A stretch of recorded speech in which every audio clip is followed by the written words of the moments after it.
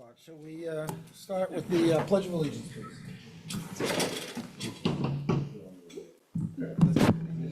To the flag of the United States of America, and to the republic for which it stands, one nation, under God, indivisible, with liberty and justice for all. The chair has a mind of its own. All right. Roll call. Ms. McHugh. Here. Mr. Questwell is not with us, and he requested an excused absence. Mr. Dillon. Here. Ms. Marchioni. Here. Ms. Bubian. Oh, here. Ms. Messier. Here. Ms. Quinn. Here. Mr. Rhodes. Present. Ms. O'Donnell. Mr. Hubner. Here. And I am, of course, here. That's an error, isn't it? All right, fix that next time. Public comments, are there any people from the public wishing to provide comments? All right, seeing none.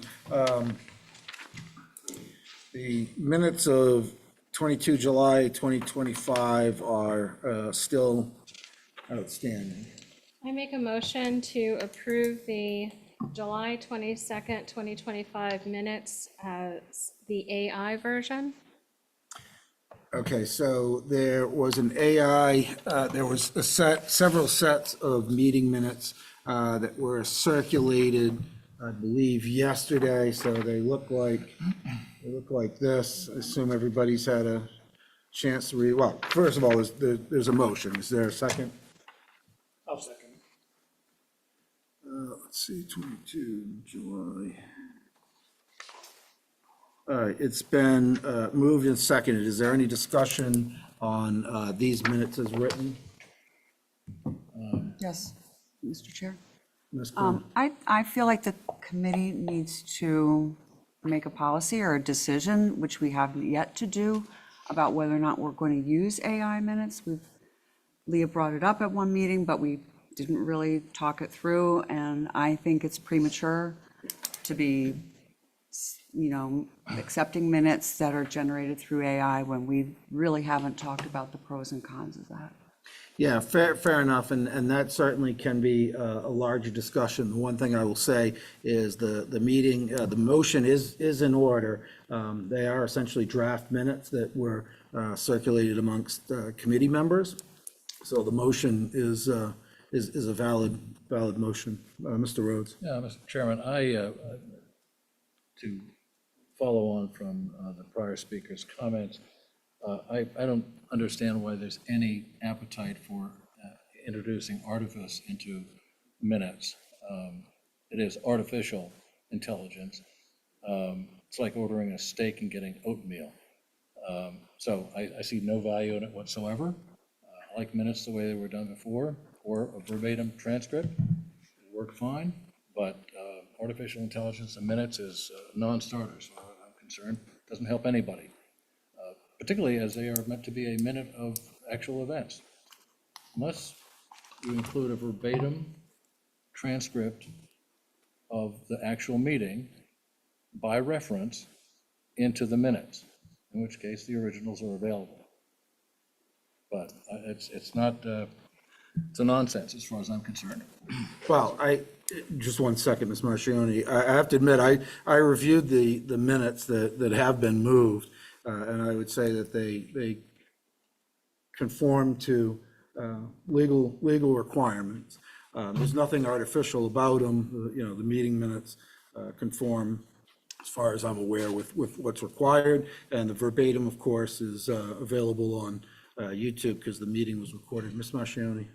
I would say that ordering steak and getting oatmeal is what we got with the minutes that were presented by the recording secretary. Unfortunately for this meeting in particular, because there are entire sections of the meeting that were left out of the minutes. There's a whole conversation on revenue from the police department special detail that's missing.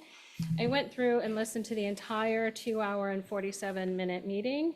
I have 5 pages of notes that are essentially corrections. There were not only verbiage mistakes in what was put into the recording secretary's minutes. There were entire conversations left out, some of them, Mr. Rhodes, by you.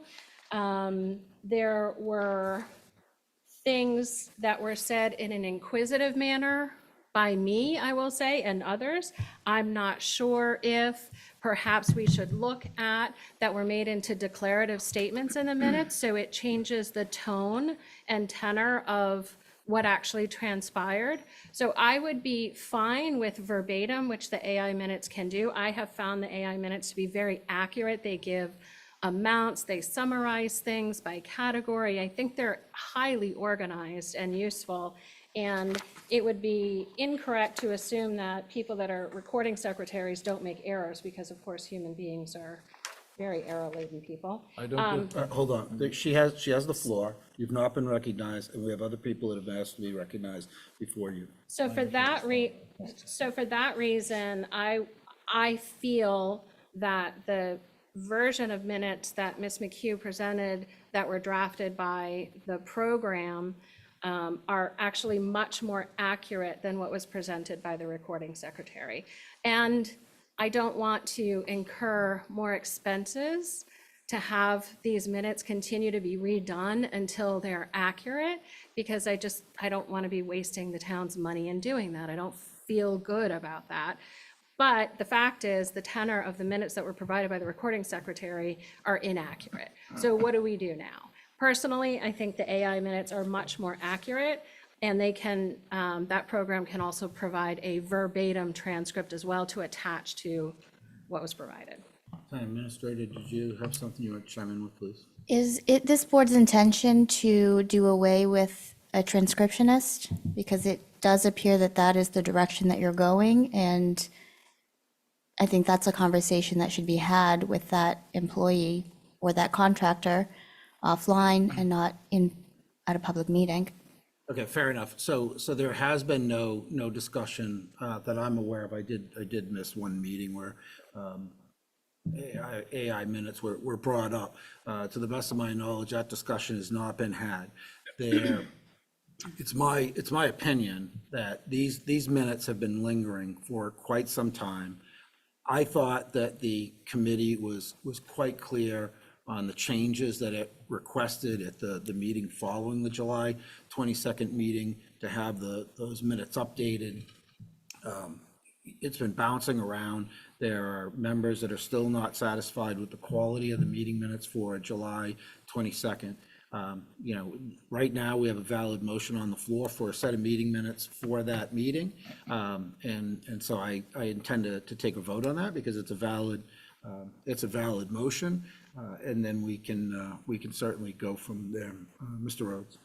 So I certainly agree that transcriptionists and humans in general aren't perfect. I think our job is to actually, rather than just toss the task back and say, do a better job, that's great for the movies, but our job as a board, I believe, is to actually agree language. So if a member is dissatisfied with language in a minute, they should propose language that would be satisfactory, whether it's AI generated or human generated.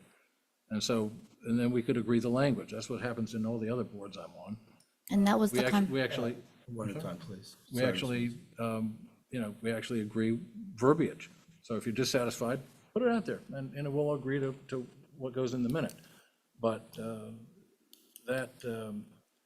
so I think the fact that humans err, I don't think is determinative, nor by the, I've read minutes, there was some minutes that were sent around from another meeting which were just totally anodyne. Didn't record what the meeting, they were AI generated, didn't record what the meeting, what occurred at the meeting, in my experience, at all. Okay, So it's variable on both sides, to my way of thinking. Our job is to figure out what language we actually want in a minute. however it So gets determined. I'd like to get us a little bit more on task. So the motion is for adopting these minutes for the July 22nd meeting. That's the motion, and that's what we should be speaking to. Mr. Chair. And 1 second, and I believe that is what the committee had requested back in August, and was never done to the committee's satisfaction, and I would evidence that because we still haven't approved meeting minutes. Mr. Hubner and then Ms. Quinn. So, to me, I'm kind of neutral on whether AI or human generated. That doesn't really matter too much. As long as the minutes are made, and it's up to us to decide as we review them whether they're accurate or not, or whether whether there were omissions or whether there's any corrections. So the origin of the meeting, of the minutes themselves, I think is not part of this issue. The issue is, do we believe that these minutes suffice to record what was minuted for that meeting of July 22nd? So from my perspective, I would say, as long as we looked at those minutes and we agree that they do accurately reflect, why would we reject them simply because they were AI generated? Thank you, Ms. Quinn.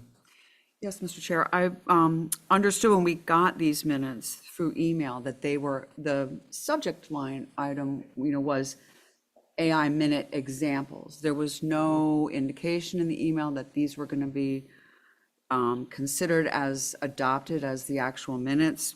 Again, I would like to reiterate, the committee has not made a decision as a whole as to whether or not we're going to accept AI minutes. And I think to just do it willy-nilly without having that conversation, particularly when we have a person who's employed to do this job for us. I was not happy with the first set of minutes from July 22nd, nor the second set of minutes. It was kind of two ends of an extreme. I think they need to be redone.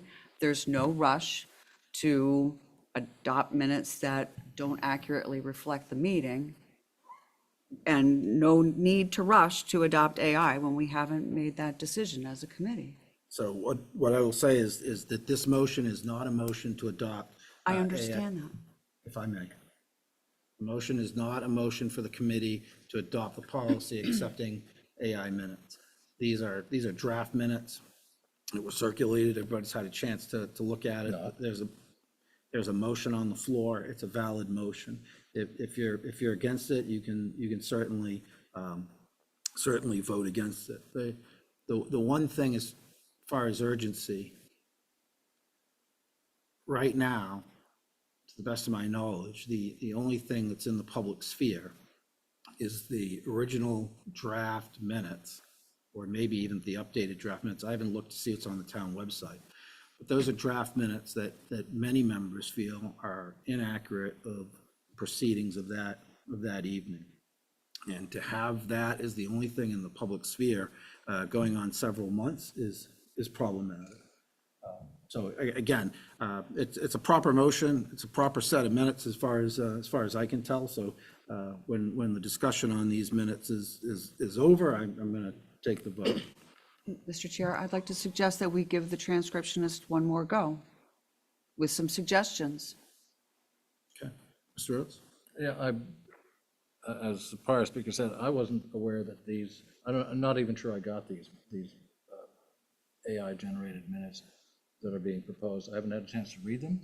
So, you want to take a vote with people who haven't read them, that's your choice. But as the prior speaker said, wasn't made aware that this was something that I should be considering for this evening as proposed minutes for approval tonight. So, Mr. Hubner?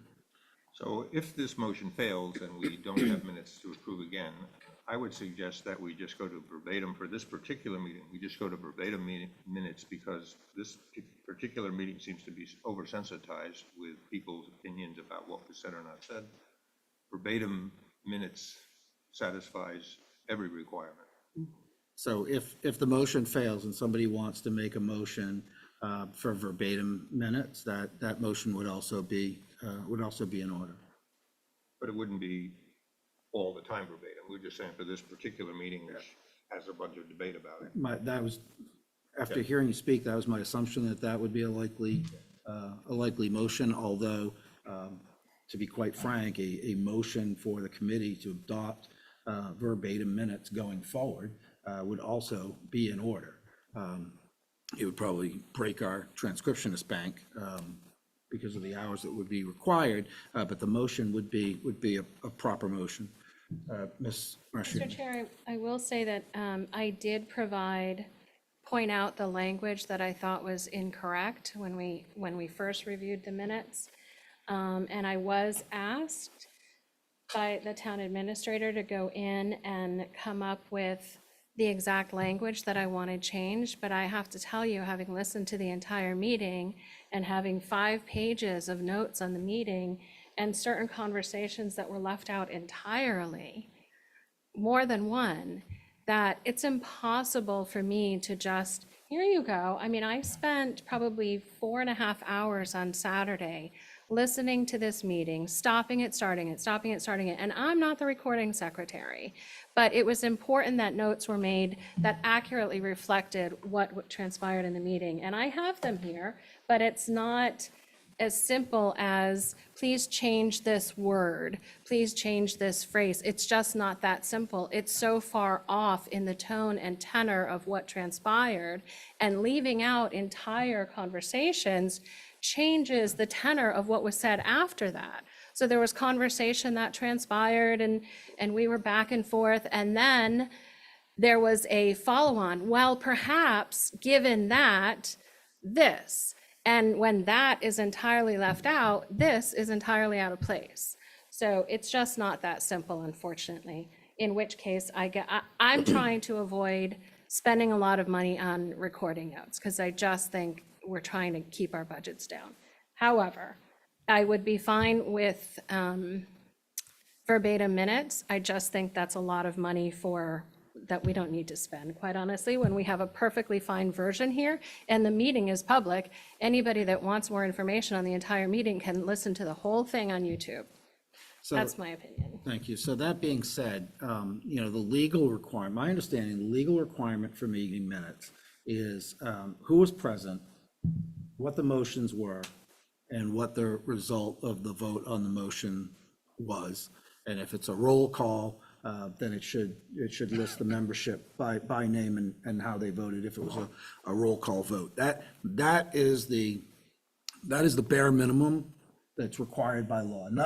That's what's required by law. Anything above and beyond that is, frosting on the cake. Miss Messier. But as Ms. Quinn said, we just can't switch over to AI without having a formal adoption of them. So I would disagree with that as being a factual statement. We look for motions on meeting minutes of any given meeting, and if members or other people wanted to submit draft minutes for consideration, there's no reason that couldn't be done. I'm not saying that we can't do it, I'm just saying that just to automatically switch to them, But that's not what anybody's saying at this point. well, people are saying that they came in unaware that we would be voting on these as the minutes, because it appeared to me that it would just be a sample. Like, okay, let's look at these, let's see how that plays out, and then we can vote on it if that's how we want to continue to have our minutes done. Yeah, so there's nothing in the motion that's ongoing. Mr. Rhodes? So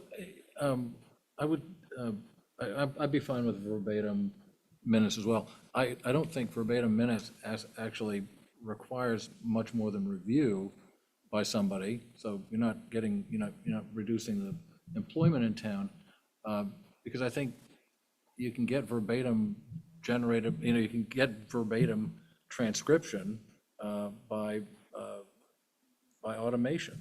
So you don't have to have somebody typing it all the time. You can run it. I mean, my podcasts come out, you get verbatim on my podcast. I don't pay anybody for that. It just gets done. Okay, so you could need to check that. Yeah, that's AI. So again, no, well, wait a minute, it's- wait a minute. no, If I may, we are far afield of the motion on the floor. The motion on the floor is whether or not to adopt this set of meeting minutes for that particular meeting. I understand the larger discussion that we may or may not end up having at some point as a committee. And if somebody wants to bring that up, we can certainly entertain that at that time. I think we've sort of gone round and round. So I'm going to call for a vote. I have a feeling it's going to be a split vote, so I'd ask for a show of hands. So all those in favor of the July 22nd, 2025 meeting minutes as moved tonight, generated by AI, please signify by saying aye and raise your hand, please. Aye. 1, 2, 3, 4, 5. Those opposed? 1, 2, 3. Any abstentions? I have to abstain. I have to abstain. I wasn't at the meeting. I wasn't either.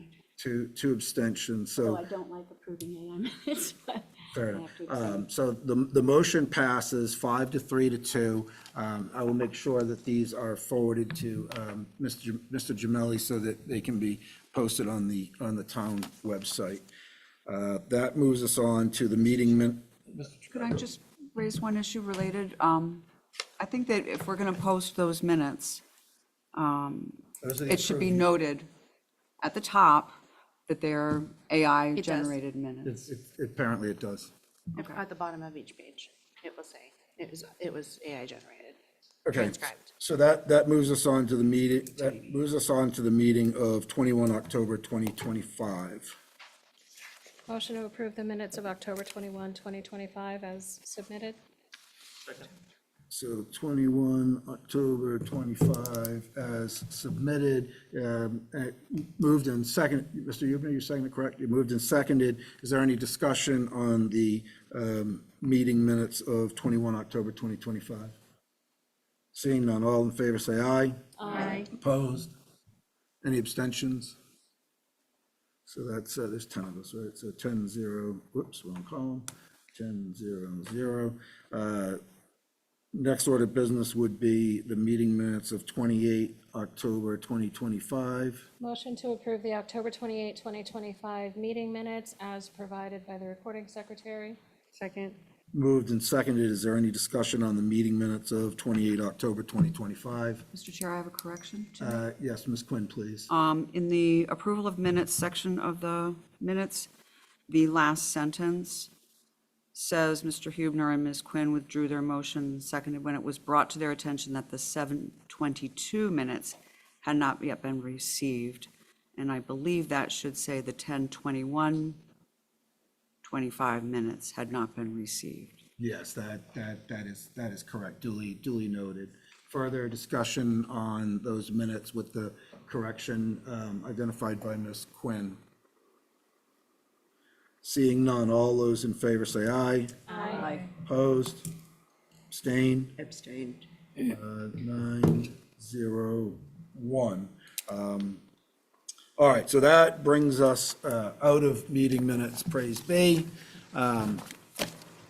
So the next order of business is to go through town budgets. There is a reordering. I hope you all got the updated agenda. We're going to have the town volunteers go first and then work our way through. So that will bring us to agencies, health and social on page 113. And I would look for a motion. Mr. Chairman, the select board motions in this meeting to adopt the health and social budget in the amount of $30,016. And you see that on page 113 in the book. Yeah, so it's not the select board, it's you as a member of the committee making the motion. Thank you. We have a motion. Second. We have a motion and a second. Mr. Hubner, you can speak to your motion. All right, so the total, you can see the two categories. The total is $30,016, and we have Donna here, I think, to speak to answer questions, both myself and the town administrator. So If you're going to speak, if identify yourself for those that aren't familiar.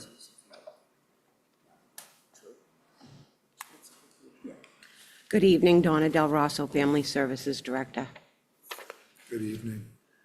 So you can see that there are two categories in the budget, which one is the employees' physical and testing, and also the social services agencies. And the total is the $30,000. You can see the breakdown there. And you can also see the 2025 budget and a spend, as well as the 2024 budget and its spend, and the 2025 budget and the current year-to-date spend, Karen, what is the year-to-date date? Is it up in I guess it's this 10/7, October 7th number? Up in the upper left corner, I see October 7th. It was $610, or $22,387.50. Yeah, 22,387.50, and that's as of October 7th. Oh, that would have been as of September, because that would have been when I created the budget worksheets. Okay, there's a run date up in the upper left corner. That would have just been the date that it was entered. That's not then the date that it was printed. So But it's you have as to, of September 30th? I would say, probably the first, because you have to, the year-to-dates are from when I created the budget worksheets, and then you have to import the GL numbers. No, September 1st. Yep. Okay. Thanks for that clarification. Are there questions on this budget and the numbers? Do you have anything you want to add to that, or are you good? Nope, I'm fine. Excellent. Is there any discussion? All right, seeing, I'm sorry. no, don't be, Ms. Marchioni. So I had a question on the employees' physicals and testing, because there are also physicals in the fire department line. And so I did go back and listen to the meeting. Is it true that these are different physicals, that these are pre-hiring physicals Yes, in this budget? these are new hire physicals and also the DOT testing. Okay, completely separate from what's in the fire and rescue, those Correct. physical and Correct. budget. You can see that the new budget is reduced from the default budget of 34,000 to 30,000, recognizing historical spend. Further discussion? So I had, Marchioni. are we looking at social services as well at this Right now, moment right for now, your we are only on employee physicals? the 113, so employee physicals testing and social service agencies. Okay. So on the social services agencies, I just wanted, so these are donations that we make annually to these organizations. And is it your feeling that those donations actually do offset the welfare costs that the town expends in its own budget? I do.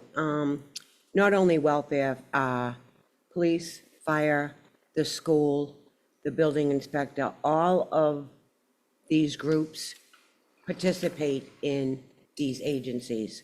It's not just family services welfare. It services many different departments within the town. And yes, I do feel they're duly justified. Further discussion? All right, seeing none, the motion is on agencies, health and social, bottom line of $30,016. All in favor, say aye. Aye. Opposed? Abstained? 10 to 0. That will bring us over to Welfare Administration, which can be found on 116, and I would look for a motion. So I'll make a motion that we move the bottom line for the welfare budget and the amount of $73,536. And you can see the. Hold on. Moved Second. and seconded. Mr. Yubner, you can speak to your motion. You can see, of course, the breakdown there and detail. And we are here again to answer questions, and Donna is in charge of this and can speak to the differences. You can see that the spend for 24 was well under budget of 73,000 in this case. And the spend year-to-date so far is only up to about 20,000 as of September 1st. And you see that the new budget is the same as the default budget at 73 once again this year. Do you have anything you'd like to add, or are you good? The only thing that I'd just like to mention is, at the end of the day, if there is an emergency or a catastrophe, if you will, the money's going to need to be found somewhere. This, to me, is not a savings bank, but it helps you at the end of the year, when you do need to allocate money from another area, without causing severity in another area, department, that it's there to use. Because if you take it away and we do have an emergency, now the whole town is gonna lose multiple benefits. Understood. I've seen it happen. Yeah, understood. Further discussion? Ms. Marchioni? Mr. Chairman, at the select board meeting, Mr. Messina had requested a 10-year historical look back on the salary portion because it's so much ahead of the actual spend. Was that put together? That was not presented to the board, but the salary spend is, the actuals are much lower than the budget because we changed the way that the position is structured. It was required for the position previously to hold regular office hours regardless of need. And we've changed the position to make it more of an on-call position. So if an application is received, that's forwarded to Donna to review and then meet with clients on a case-by-case basis. Whereas previously, they were required to be in office, I think, 11 hours a week, regardless of. So it seems like it's a much more efficient position at this point, which also speaks to perhaps reducing the salary line to something more in line with what the spend might be for the year. And I know, I think, did you just start the position in April? Was that when it was restructured? Okay. So our year-to-date is 3625 as of, what'd you say that was? September 1st? Okay. And the report that you gave us is as of what, Karen? It says the run date is 10/31. Is that So that would be as of 11/4 AP. as of today? Oh, yeah.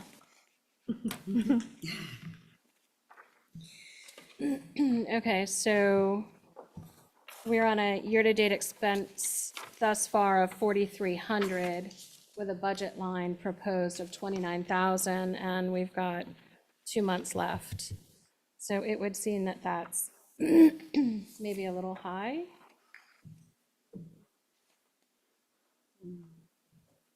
Ms. Rubio?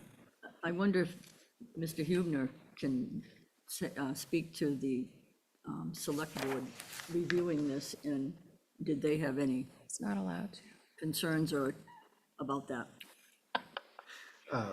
So I'm gonna pretend that was phrased in the form of a question to the select board representative, if he would like to answer. That's what I meant. Sort of like Jeopardy, right? So, Okay, so the only thing I can share from the select board is the recollection that Mr. Messina from the board did, or one of the members, I'm sorry, one of the members did suggest that perhaps this line could also be reduced because of the spend on it. And he asked for some data to be given to, exactly what Karen relayed. I haven't seen that data yet. And we did end up passing this budget as a select board without that. I think if there is interest in reducing this line, we should be looking at the any contract that we have for these services with the person providing it, and any agreements that we might have about standard hours or how many hours a week in a month we can calculate what it should be, although I know it's an on-call position, and I believe that it can exceed or be under those amounts. So we have to rely on the historical trend, which Ms. Marchioni is citing to be 43 plus 2 more months, which if you extrapolate that out, it could be $5,000, let's say. just real quick, and then I'll come to you. So just parliamentarily, right, so there's a couple options. Since there is a request for information on the select board side, we could table this and take it up, assuming that information is received, relatively soon before we get through the town budget, ideally. A motion to reduce the line would certainly be an appropriate motion if somebody wants to make that. Otherwise, we'll end up voting on the bottom line. The town administrator was signaling she had some information to share. I was just going to add that we're heading into the winter, which is when we would start to receive an uptick in applications for different types of assistance. Because this would include fuel assistance and things like that, Food, right? shelter. Yeah, so So in the summer, it's generally more quiet because people are camping wherever they can find. Ms. Beerbed, please. So if we were to pass this tonight, just as it is, we also have the right to go back and look at it again. Is that correct? So if we vote on this and approve it as is, then anybody that votes in the majority could make a motion to reconsider. And historically, the committee has always been very gracious about opening up things for reconsideration, as a courtesy to fellow members. I can't guarantee that that's what would happen, but that's been the past practice of the committee in my, I don't know, like 12 years doing this. Ms. Marchioni? Can I just ask, how many hours are you putting in now, maybe on average in a week, and the rate for that, so we could kind of calculate what an annual budget would look like? I'm not really sure. I could check with Pete and get since I've been here. Yeah. And the number of hours that I've worked. I could do that. My concern today is the government shutdown and the SNAP benefits ending. Those people out in land are gonna use that money for other things. So they're not gonna pay their rent, they're not gonna pay, like Karen says, electric and other things. They're gonna use the money that they would have gotten for food on food. Does that make sense? Not the way you said it, but I think we're picking up what you're putting down. Basically, if the SNAP benefits don't come through, they're going to use what funds they have to feed their family first, right? 'Cause Correct. that's a primary need, and then other things slip because it's more important to not starve to death than to pay the electric bill. Mr. Rhodes? Yeah, I think bigger picture, I'd have to agree with Mrs. Del Rosso's assessment that this will be a particularly tone-deaf time to be cutting this line back. We don't know what kind of demand you're gonna have on your time. That just, I don't know, I wouldn't wanna have a vote to cut this line when the demand for all these services. And I don't want to put you under false pretenses. I only come here when I really need to. I don't want to waste your time, your money, or mine. So I basically just come in when I need to.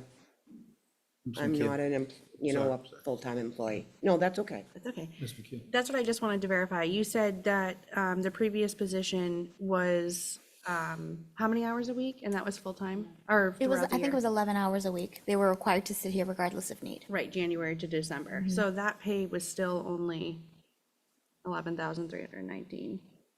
And that's many more hours than what we're hearing are actually needed. So I don't know, I'd like to see the 10-year spend and see kind of where we're at. The wage for the previous employee was Right. much lower. Okay. So that has Much lower. increased, okay.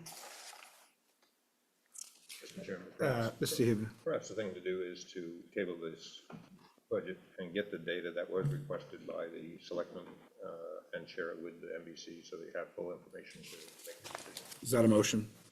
Well, I'd have to amend my motion, which was to adopt this. No, a tabling motion can be made at any time. It's a priority motion. All right, I'll make that motion. Second it. So it's been moved and seconded to table welfare administration. It's a non-debatable motion, so I'll call it, it's non-debatable, so it is what it is. Yep. All those in favor say aye. Aye. Opposed? So I just want to comment. Hold on, abstentions? So that's tabled. So what I will do procedurally is what we have been doing. I will add it under old business. And if the information is not ready yet, we'll simply carry it over. We won't take it off the table to find out there's no information. So, 1 second. So you are all done for the evening. I don't believe that you'll be required to come back. Is there anybody that believes we would need her for that discussion? I would suggest that, so we're talking about this top line is what we need more information on knowing, right? I would suggest that while we have the person here, if there are any questions on the other lines, which we haven't really. There wasn't really any. If there are none, that's fine. Is there any other projects? It's already tabled, but is there anything, just so we know? So thank you for coming in. It was very nice to meet you, and we look forward to working with you. Thank you. Thank you so much. Thank you. Okay, so that's tabled, and we will take that up as information becomes available, and my agenda's right in front of me. So that'll take us to fire and rescue, which will begin on 76. I think I see the chief in the back row. I bet he's making his way forward as we flip through our pages. And so we're on page 76, and I would look for a motion. I would make a motion to move the budget of the fire and rescue in the amount of $383,246. $383,246. That's correct. Thank you. So moved and Second? seconded. So, Mr. Hubner, you can speak to your motion. All right, so we have the fire chief here with us today, Matt Fisher, and you see the breakdown of all the different line items that he has. There's 10 of us tonight. He has a handout for us. If you have 11, I'll take the extra for Mr. Cresswell when he joins us again. 13. Oh, great. Unlucky number. Thank you, but- I like that number. Good. Yeah. Thank you, Matt. Good. How's everybody? Very well. How are you, chief? Thank you so much. Living the dream. I'll take an extra, actually, for Mr. Cresswell. These are much easier to read than the ones in the budget. Right, a one.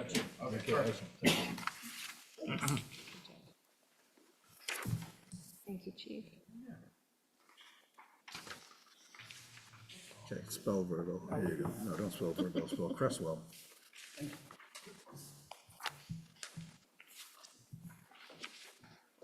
I noticed that the chief's report has a slightly different number than what I just moved. Probably $1. You'll ask him to explain that. So, before you get too into it, the number that's in front of us is the number that was moved. That's the budget we're working off of. So if there is a $1 discrepancy, It's more than $1. okay, fair enough. So we can take those up as we go, we can go along. About $6,000. But the number we're working on is the number that's moved, because that's. So what's in the just packet. confirm, we're starting with the fire rescue budget, not ambulance or water holes? Correct. So Okay. just for the lay of the land, it's scheduled for fire and rescue, water holes, forest Okay. fires, ambulance. Then we'll go on to police and animal control. Very good. They'll probably be gone by then.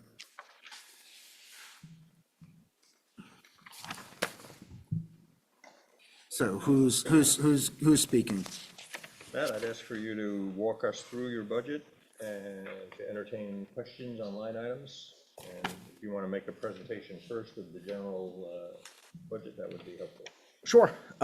So if you look at the, I guess the larger Excel sheet that you have here, starts back 2022, 23, 24. The average between 2022, 2024 for the spend, and then year-to-date as of, well, it's that same AP. The copy I had from Karen was, or from Pete actually, was dated 10/31, so I tried to update that today for where we are for the historical spend so far. A lot of the default budget numbers don't line up with how we have been spending and how we spend the budget. If you look back before, the last time we had a budget, if you will, fire department and rescue were two separate organizations. January 1st, it became one department of 2018, and the budgets just kind of got smushed as they were. So the default budget lines do not necessarily, let's say, add up to the historical spend or the path the department moves forward. So some of the lines you'll see really don't make any sense. The biggest one is the protective gear, right? And the budget is $62,430. Historical spend on that is $24,253. Last year was a little higher with 38,000. The other like real big ticket item is line 741, which is the electronic equipment and maintenance, which really hits on portable radios and the mobile radios that we buy, which is significant cost every year. Average is about 18.5, which I want to say the default budget is $7,800. And then vehicle maintenance with our fleet obviously is another large ticket item.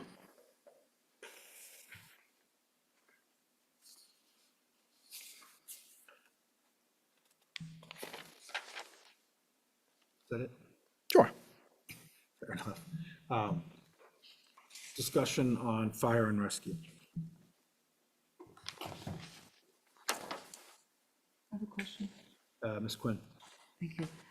Chief, I just wanted to find out, for the part-time employee line, you're adding 34 hours. Is that another?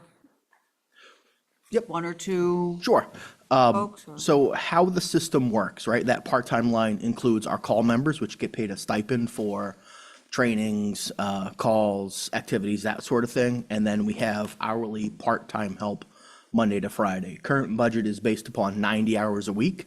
So that's 4 days of 2 people working 10-hour shifts, 1 day of 1 person working. Usually ends up being a 10 or a 12, whatever they're available. We are looking to make that 5th day, Monday to Friday, 2 people, and then add 1 person Saturday and Sunday, because we've identified for the past several years, we are, we're missing, I think, part of the second packet. If we look at 2024, the top page, lower right-hand spreadsheet box, if you will, Deerfield Fire Rescue, no response. That was 19 calls for the year where no one from Deerfield was able to go. Past couple years, we've been tracking that. Saturday and Sunday is the higher ticket days that we want to kind of shore up a little bit on the weekends during the day. If members are at barbecue, kids' activities, that sort of thing, there's someone there to respond. Thank you. I should add that the selectmen have reconsidered the line 116, the very top line, fire rescue full-time employees. 110. 110, that's my eyesight, sorry. Nope, fine. 110, fire and rescue full-time employees, and we have reconsidered it and voted 4-1 to make that a 0 for that line. Thank you, Mr. Hubner. So procedurally, the budget that you have in front of you, labeled as page 76 or 37 of the budget, that is what we are working on. So the select board have changed their mind on that item, but their actions don't impact the budget once it comes over to us. There's going to be discussion on this line. I can assure you of that. And I believe that Mr. Hubner is bringing it up for information purposes for the committee to be aware that they have changed their position on that. Not to be a broken record, ... but ...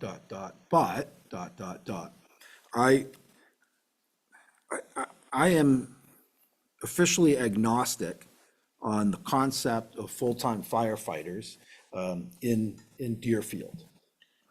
My only stumbling block is that it's my opinion that if Deerfield is going to choose to go to what is lovingly referred to as a professional fire department, paid firefighters, full-time paid firefighters, our firefighters are professionals. That's the reason I make the distinction. It's not to imply that, if you pay them a full-time salary, somehow they're better than what we have. The firefighters that we have are a number one, without a doubt. If we're going to make that the policy of the town, it's my opinion that a decision that large should be put before the voters. And it's my opinion that the way that should be put would be a question, do you support Deerfield at some point in the future, right? It doesn't have to be a date certain, but at some point, maybe not this year, maybe not next year, but at some point, would you support full-time firefighters, paid firefighters in Deerfield? Or something to that effect, to allow us to know the will of the people. I will not support a budget that has $1 as a placeholder for full-time firefighters. And I will encourage everybody I can get my hands on to also not support a budget that has $1, because at that point, it's a decision between the fire chief and the select board. So it's essentially 6 people making the decision for a town of, I don't know, how many of us? 5,000 people. So for me, it should be a standalone item. And so for that reason, I'm going to make a motion that we reduce line 110 by $1 to bring that to 0. And I would look for a second. Second. Motion. Moved and seconded. I already sort of spoke to it. Mr. Rhodes, I see your hand up. Thank you, Mr. Chairman. Mr. Fisher, have you not testified previously that the decision as to taking on a firefighter, it doesn't rest necessarily with the select board, but rather is in your gift? So back, I want to say 2011, 2012, I may be wrong. There was a warrant article that reorganized the fire department, particularly how the fire chief was appointed. A 154 1A1 is what the town chose to do. How that speaks is that the fire chief is appointed by the board of selectmen, or if there was a town manager, the town manager. The fire chief appoints the firefighters of the department. So yes, the fire chief has the authority to appoint members of the department. What I also testify to is there's a lot of other things that would have to happen in order to hire somebody with retirement, benefits, overtime, everything that goes along with that. So sure, I could hire somebody as a full-time person, but there's nothing that gives me, I have no budget for anything, so I can't do everything that comes along with that.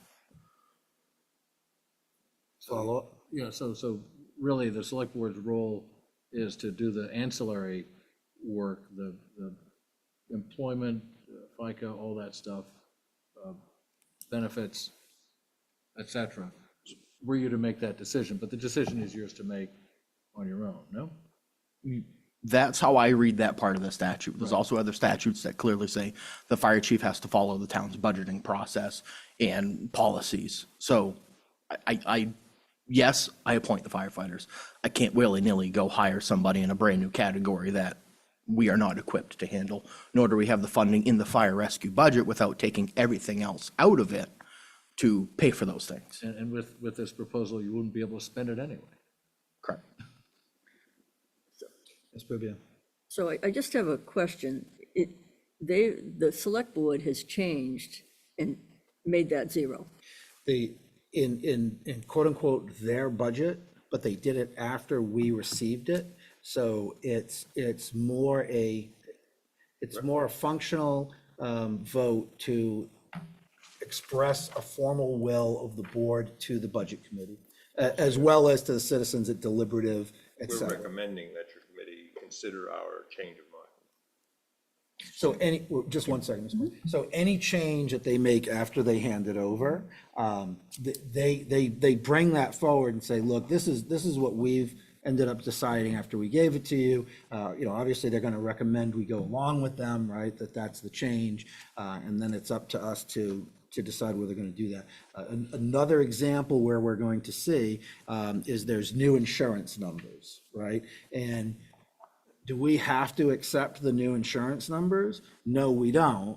If we don't, there's a high probability we will be underfunding insurance because they have new numbers from the companies that, are presumed to be real, right? So it's certainly not unprecedented. Ms. Quinn. Thank you. Chief, I just want to get your thoughts more on the dollar in this line item, and do you feel strongly that it needs to be there? What are your thoughts about this? I know this is a hot topic issue. Every time I bring it, either myself or a member of the board or what have you, bring up this item. It's something we need to be discussing and something we need to be looking forward. It's gonna have to happen at some point, right? We have, how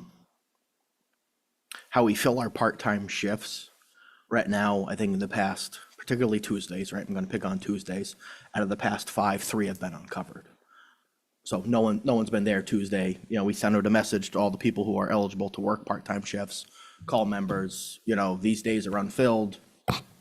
So, I mean, at some point, we can only hire or try to hire so many people who want to work a second or a third job in Deerfield to fill a part-time shift. At the same time, we have to give them personal protective equipment, helmets, radios, boots, everything that goes with that. So you're talking $10,000, $12,000 per part-time employee to have them maybe work 3 shifts a month. Where, you know, right now we have a couple people that one particularly works 3 days a week. You know, the idea of a full-time person very well could be that person working 3 days a week, just works 4 days a week. And that solidifies, you know, 40 out of that 90 hours or 40 out of the 120 hours. That's the shift or the move that would happen. Thank you. Ms. Bubian? So, Chief, the surrounding towns, the mutual aid towns that we are associated with, Yes. have they gone to full-time? To your knowledge of that? Directly surrounding towns, Candia is the only town around us without full-time staff. But a few years ago, their ambulance service, AMR, abruptly said, oh, nope, no more, we're not coming. They have put together quite the ambulance service in Candia where they staff their station 7 days a week. They also have revenue from the ambulance, so they do pay, I want to say on average, $5, $6 an hour more than we do. Thank you. Mr. Chairman? Ms. Marchioni? Chief, could you let us know how many part-time people work at the fire department currently? Bear with me. And what is the firefighter stipend? So that was developed, So, hold on. I'm sorry. That- That's not germane to the motion on the floor. The motion on the floor is going to full-time firefighters. Oh, okay. So I think I guess, you might want to keep digging, because my gut tells me when we have this vote, it's going to come back. Unless you can tell me how. well, you- I'm trying to get to what we pay for a part-time and the cost to outfit a part-time versus my next question, which is what is an average full-time firefighter salary versus what we're, you know, I'll allow it. thank you. That's- Thank I'm you. going to say you've looped that in well enough to be germane.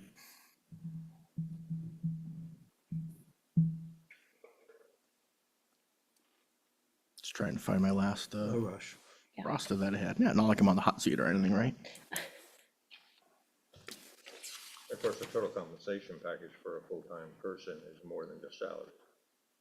There's other components. Sure, benefits, yeah.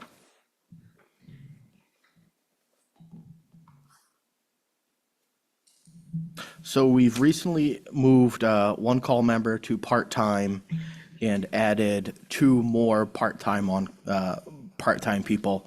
So the average, the total right now is, I want to say we're up to 12. 12? Yep. And their stipend is an hourly or? No, so the part-time members all get paid an hourly rate. And then you have the call members who get paid if they go on a call, and that's a point system, the stipend that was developed in right around the same time, 2012, 2013. And how that works is you take the total amount throughout the year, divide by 12 months. That ends up being, I want to say, like $5,800. And depending on how many calls there are, how many people go to the calls, your certification level, that all gets calculated in, and then a point could be worth $13.42 one month or $16.30, you know, whatever number is the next month.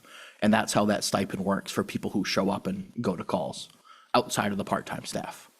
Well, that is clear as mud. Thank you. It is a great system. So Chief, just. You never go over if I- budget if I with can just it, jump in but- Real quick. So it's a carrot though, right? It's a carrot to get non-part-timers to respond to calls, right? Yes. Yeah.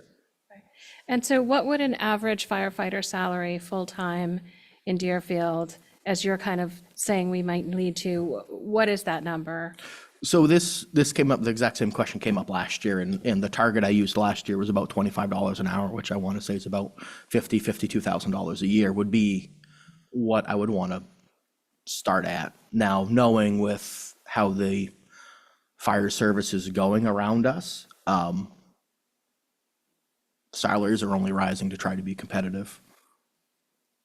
Ms. McHugh. Have you considered raises for part-time to compete with Candia, surrounding towns? I definitely agree with weekend help. I just wonder about increasing. So yes, we changed our officially adopted a pay scale back in 2021. I'm sorry, the motion is on You're right. full-time firefighters, so You're right. we need to come back to that, just to stay on the motion. Mr. Rhodes?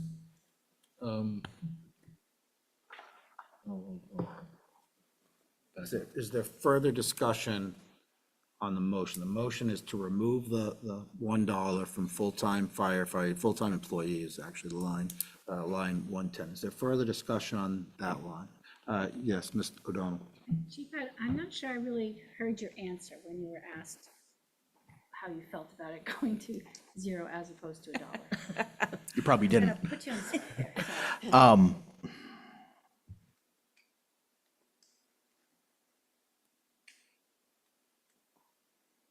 It's something we need to be ready for. Is it worth, let's say, failing another budget? No, right?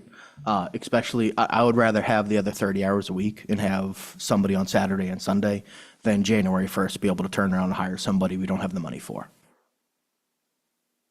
So I agree with you 100%, right? That sentiment is 100% spot on. And I get, because again, I'm not saying no to full-time firefighters. I'm just saying that this is not the way we should get there, in my opinion. And I bet there's somebody smart enough in this town that could craft that question to ask about full-time firefighters, where if it came back as a no, it wouldn't necessarily mean no. I believe there's language like for informational purposes only, or whatever, that you can tag to that type of question, so that if you get a no, and God forbid the sky did fall, you actually could make the emergency change if you had to. Mr. Rhodes? So if you had the dollar, would you find the people? I mean, you'd have to be competitive, you're saying, and, you'd like to 25, but maybe more than that. But what's realistically, can you find the people? So in theory, let's use the employee that's already working 30 hours a week, and I'm trying to fill the other 10 hours a week with somebody else.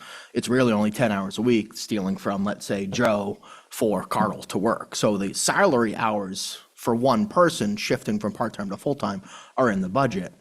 I can't go out and hire 3 new full-time people, right? That's not there, nor is it, there, as you see, right, even though there's lines for overtime, special duty stipend, and retirement, right, there's nothing for that. But there's a market there for those people. Are those people, is the market awash with people who are qualified for, for that you could hire? I think we could find somebody, yes. Because when the ambulance issue came up, one of the issues, I think, was that you couldn't find, the reason AMR left Candia was they couldn't hire people, right? For a private EMS, that might be harder for them, yes. Yeah, so I just wonder how it affects this issue. All right, further discussion on the motion? All right, seeing none, I have a feeling we're gonna have a split vote, so I'd ask for verbal and raise your hand so get an accurate vote. So the motion on the floor is to remove the dollar in line 110 of fire and rescue and return that to the historic 0 amount for the 2026 budget year. So all in favor, please show of hands, say aye. Aye. 1, 2, 3, 4, 5. Those opposed? 1, 2, 3, 4. you're abstaining?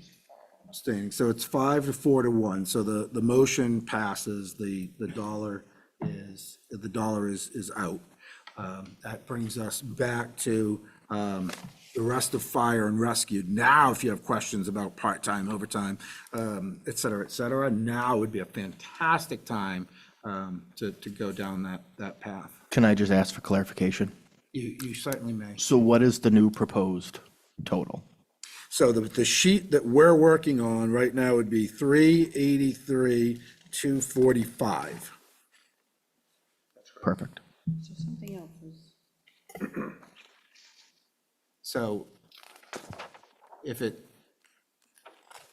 I don't want to double team the poor chief. The other dollar was in the firefighter stipend line. There's $1 more that's different, is that what I'm Yeah. hearing?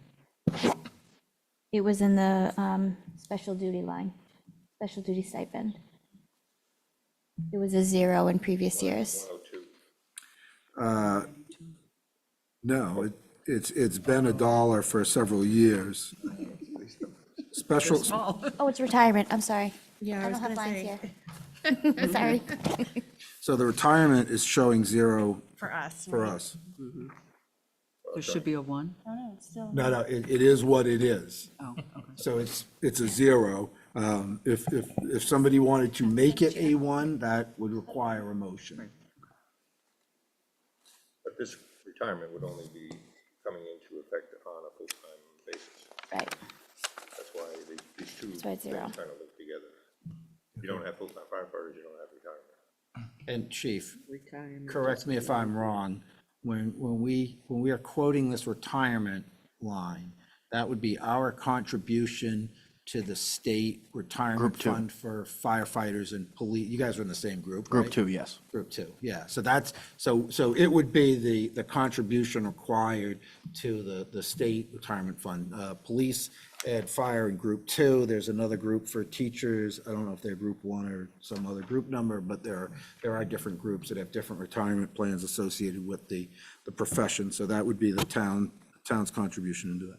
But that only applies to full-time employees. Yeah. That was my question. Excellent. Can I, Ms. are we Quinn. open to other? Anything you Okay, want. all right. Why Wild West on fire rescue? Chief, you've gone down by about 50% on your protective gear line. I Yes. applaud the effort. What's the thought behind that? Just So- that you haven't been spending it, or? So as I was saying, now the budget's meshed, right? So the last few years of my predecessor being fire chief, he was working within the budget he had in buying replacement air packs, SCBA's, couple every year, and that's why that number is higher than it is. But since we haven't gotten a new budget to adjust any number, that's what's there. Okay, thank you. Yep. Is there further, Mr. Rhodes? Yeah, Chief, you mentioned earlier that the electronic spend every year is high for, what's the life of a piece of electronics, and why, it seems short, why is it short? So, yeah, I try to purchase 3 portables a year, right, which is issued to every member, so that way if the radio is identified for them, there's a little help button on it, they press the help button, our dispatch, if they're, up on things, will notice. My badge number is 21, so 4821, they'll call the incident commander, hey, check on this person, and are you okay? Yep, most of the time it's just, an accident and everybody's okay. Besides that, so the problem with the radios we have, coincidentally, right, 2020, when I came chief until this year, 2018 to now, we were buying, let's say, APX 4000 radios. I could buy 3 of those for under 10 grand. Apparently, I'm going to say they were selling so well, Motorola no longer sells them. So now you have to buy this other radio that's, firefighters. I'm going to say, a bulky enough that we're not going to destroy it every day. So now the new radios are a little more expensive. Prior to that, our radios are 15 plus or minus 20 years old. When I became chief, Salem loaned us 10 of them because they just got all new radios, because we didn't have radios to give to everybody. So those, it's XTS 2500, a Motorola radio, parts unavailable for anymore. I buy 10 batteries a year, and half the time the radios are non-functional to go with the new batteries as things get rotated out and it's time to go. Mobiles are the same way, right? Every truck has a mobile radio in it. So that way it's 100 watts. You get a lot more coverage, a lot more communication in it. We only have a couple more left that need the old Astros, which we got given to us by the federal government in the early 2000s. Well, they were already 10 or 15 years old when we got them. Those haven't been serviceable for the past 10 years. Every time I have to, the program is like, hold your fingers, let's hope we don't brick it. So and even those we've been buying are at the point now Motorola doesn't support them. So while we might think of electronics as being a fixed item that you can last for, it's really a consumable, isn't it, at some level? To an extent, ours are just expensive and pretty critical to what we do. Well, yeah, absolutely. I'm not questioning that. So I'm a hobbyist, right? And so radios, not nearly as good as what he gets. So the radios that you're buying, I'm assuming are waterproof, right? Within reason, electronic can be waterproof, yes. Right. So, and they are built to a very high vibration standard, particularly the mobile radios, but also the handhelds, because of the environment they're being used in. They're pretty stout radios, and that's why that's one of the reasons that they cost more than if you were to go down the ham radio outlet in Salem and look at radios, what you could find for prices there. That market is not the market that they're shopping in because of the criticality of the equipment. And radio equipment is not going down in price. Further discussion on fire and rescue, Ms. Marchioni. Chief, line 660, the vehicle maintenance or new repairs for 25,000. I know there's a new truck coming in soon, in the next few weeks perhaps. So congratulations, that's exciting. Do you anticipate this line going down at all with the new truck and perhaps less need for vehicle repairs? Or is this kind of general maintenance of your fleet that is an annual cost regardless? So 2024, if you look at that year particular, was a pretty rough year at almost $40,000 in vehicle maintenance. This year, we're out 15. I really think that 25,000 is going to be average because, in all honesty, right, the truck that was the main part of the grant was 42 years old when I wrote the grant.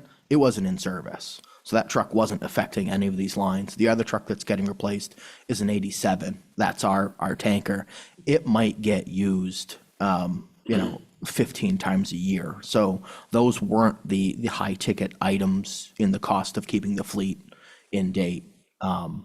Now what we're looking at, our primary truck, our engine one, that's a 1994. That's what the new truck is replacing. So hopefully we can extend some life on there. But really, for what the bulk of the maintenance costs are, I mean, if we're at 15 now, let's say we're 18,000 at the end of the year. So on average, I'd say we're going to be 18 to 25 every year just on costs. Thank you. Chief, how many vehicles in your fleet?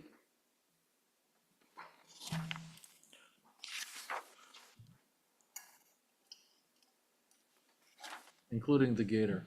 Oh. All right. So we have, you want to say, counting the new fire truck and? Yeah. Okay. So let's just say January 1, right? That's what the budget's for. We're going to have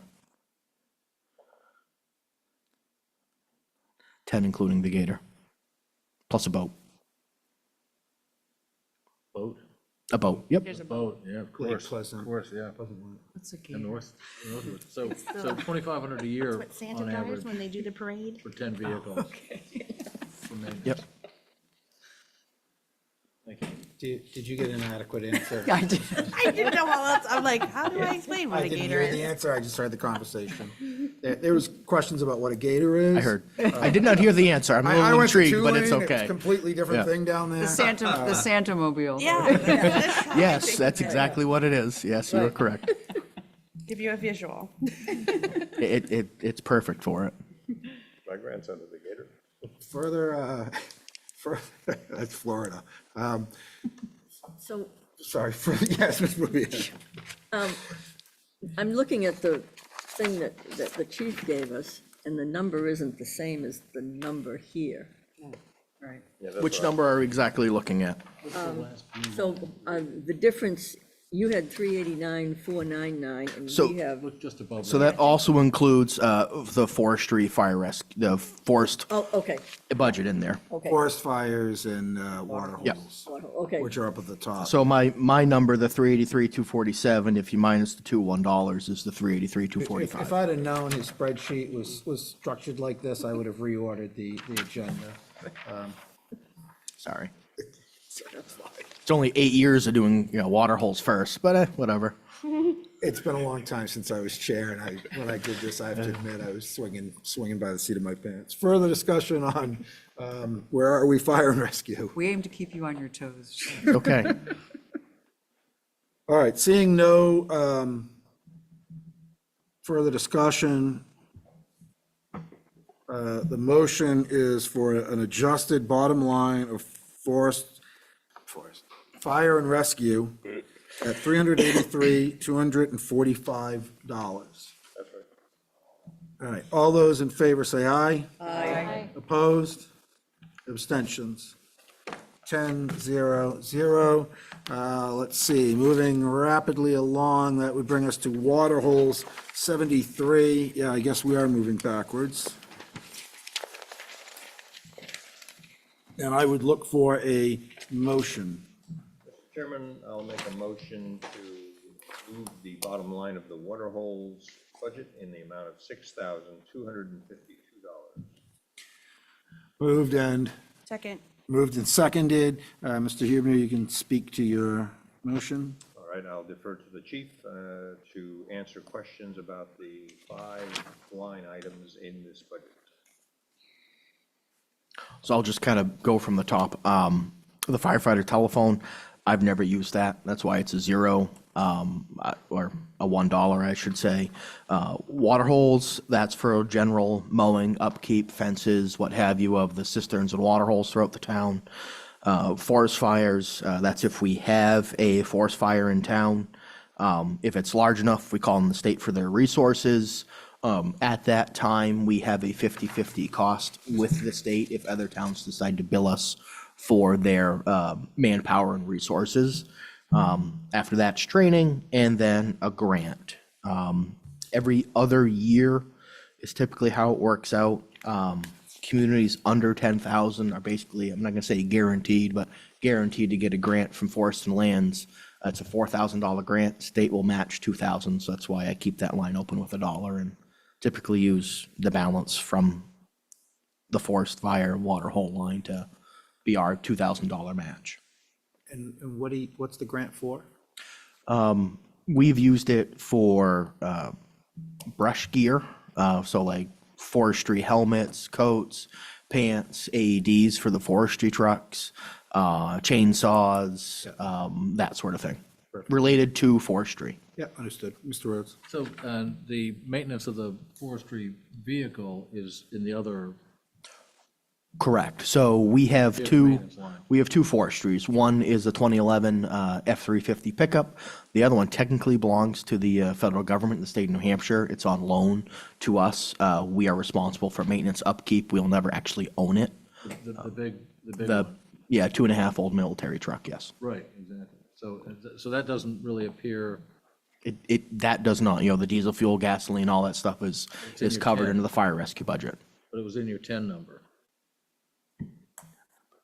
The number of Yes, vehicles. vehicles, yes, it is under that, yes. Yours for, gotcha. Further discussion on forest fires, water holes? Seeing none, we're moving the bottom line at $6,252. All those in favor say aye. Aye. Opposed? And abstains? Okay, I think somebody hiccuped, so 10-0-0, and that brings us to ambulance on 60, Verbatim minutes. 64, don't, come on. Don't even go there. Whenever it's appropriate. How about as soon as we close out ambulance? So we are now on to ambulance, and I would look for a motion. Mr. Chairman, I'll make a motion to move the bottom line of the ambulance budget on page 4 in the amount of $70,003. Second. Moved and seconded, you may speak to your motion.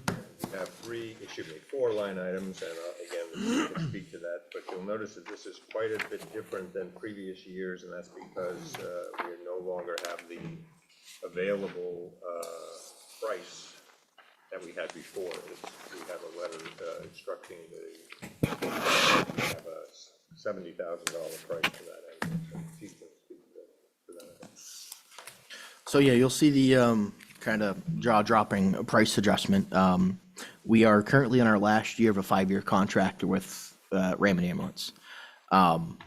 We met with them earlier in the fall and advised they would be providing a 1-year contract for $70,000, which is substantially more than the $17,000 our contract currently has.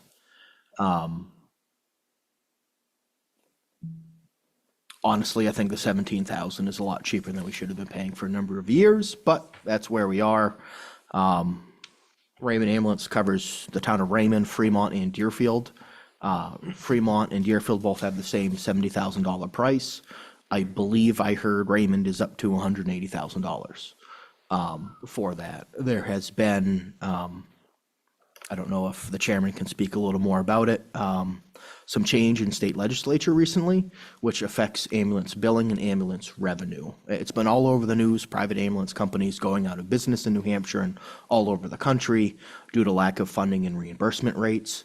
The old practice of balance billing, which my understanding is, let's say someone goes to the hospital by ambulance, their insurance company pays $1,200, but the bill was $1,800. The ambulance used to go after that private, or could go after that person for the other $600. Now it's a 2-year trial period where there is no more balance billing, but the insurance companies have to pay, I want to say, 300% of the Medicare reimbursement rates. So whatever that is, let's say federal government pays $550, so now they have to pay, math, $1,650, let's say.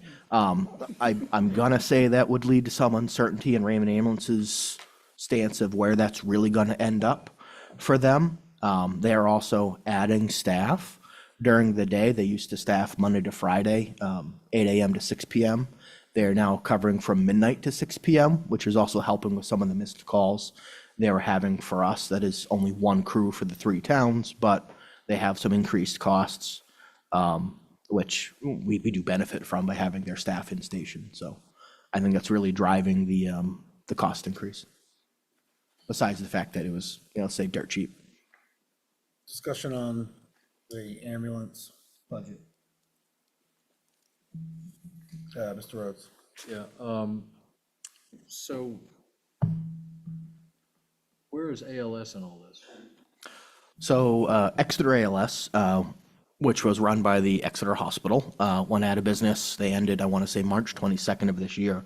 Town of Plaistow stepped up to the plate, got a lot of private donors, and have basically continued the service, or actually made the service, I would say, better.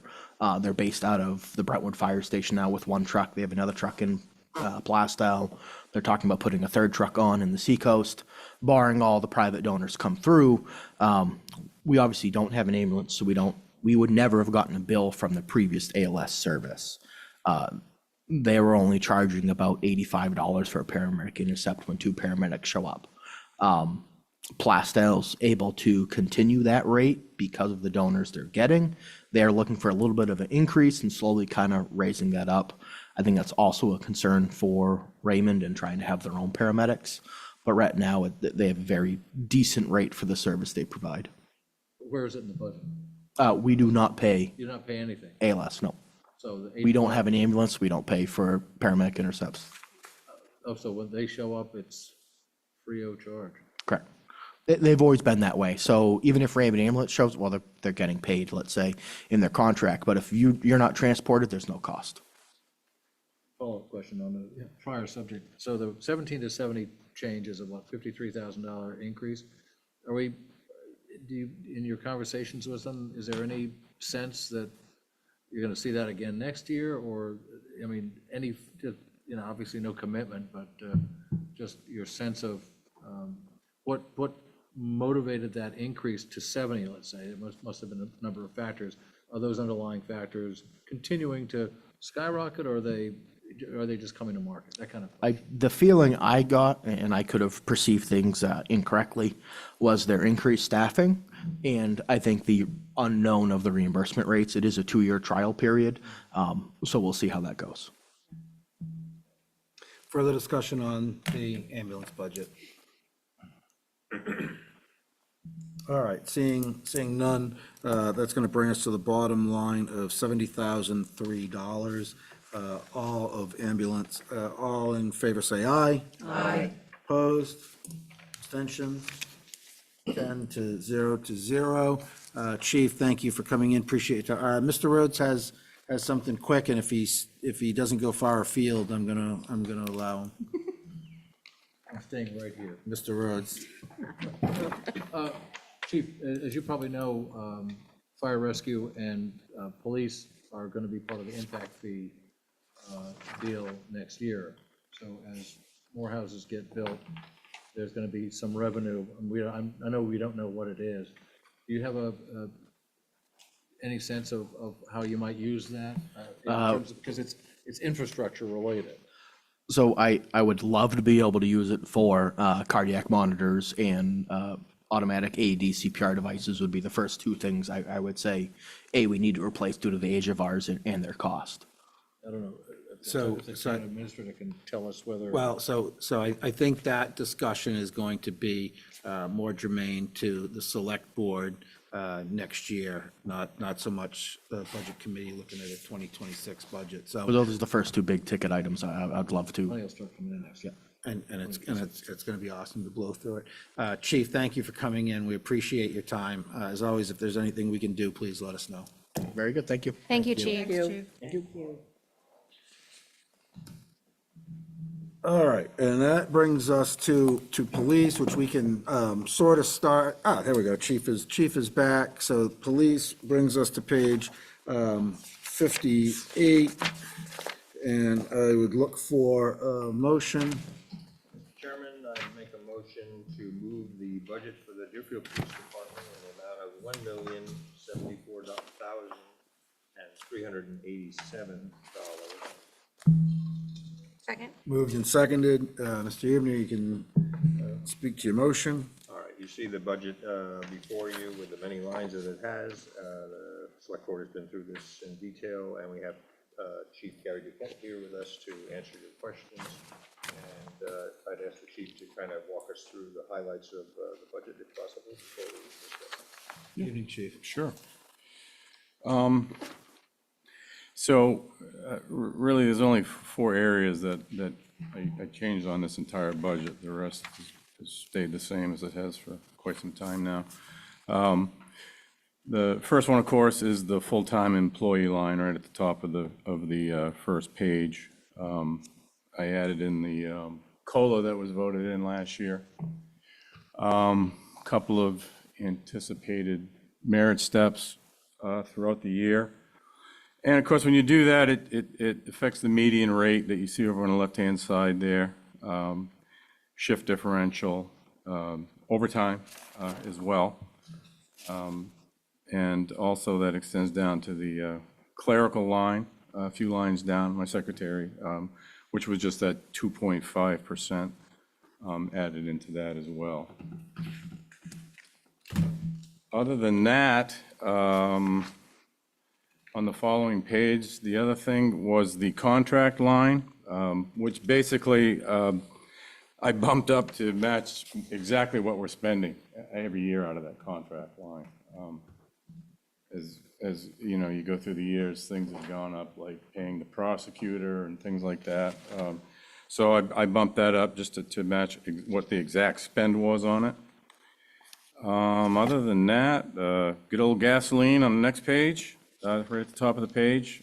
We've been budgeted at $2.25 a gallon for longer than I can remember now, so we always overspend it, so I set it at $3.25 a gallon, so that accounts for the increase in that.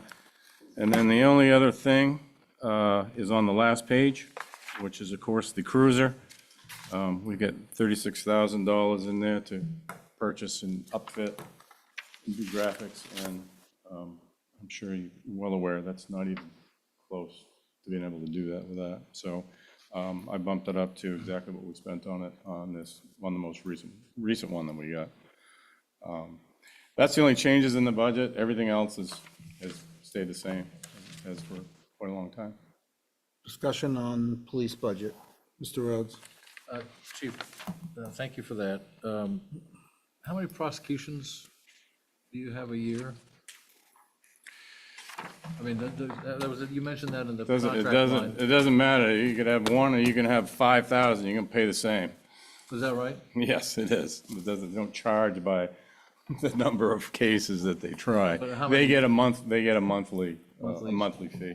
And so, but you cited that as one of the causes for that contract line going up.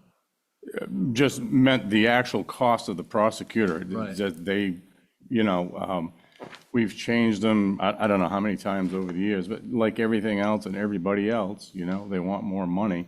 And I mean, I think when I got here, it was probably it wasn't much lower, 14, 15 grand a year. I think now it's up to 17.5. So it hasn't gone up a whole lot, but it has increased some, yeah. And that's somebody in Brentwood that does that, or in the AG's office? No, they're private people for the most part. This woman actually has a full-time job at Canopy State or the park down there in Salem. She's the marketing director. She worked for the last person that we had, believe it or not, was the Londonderry police chief, who did prosecution for several other departments because he wasn't making enough money. So she was working for him at the time, so he got done and brought her over and recommended her, and so that's how we ended up with her. But she does probably 5 other departments around us as well. Nottingham, Candia, a few others, so, which most of them do, so, yeah. And so- It's a very odd system. I was going to say, and it doesn't sound like the prosecutor's an attorney. She is, She is an attorney. yes, they all are. Okay. They all are, and they do, so the county attorney handles all the felony stuff, that's it. And this And person then does she civils? does everything else, all the misdemeanor charges and traffic citations, things like that. Thank you for that. Further discussion on police. Ms. Marchioni? Chief, sorry. What do you, I know you're turning your cruisers over every 4 years, right? Yes, Okay. that's correct, yeah. And when they're turned over, they have approximately 100,000 miles, is that right? 120, 125 generally Okay. by the time we get rid of them. And what do you get for them when you do junk them? Last one I got 6,500 for.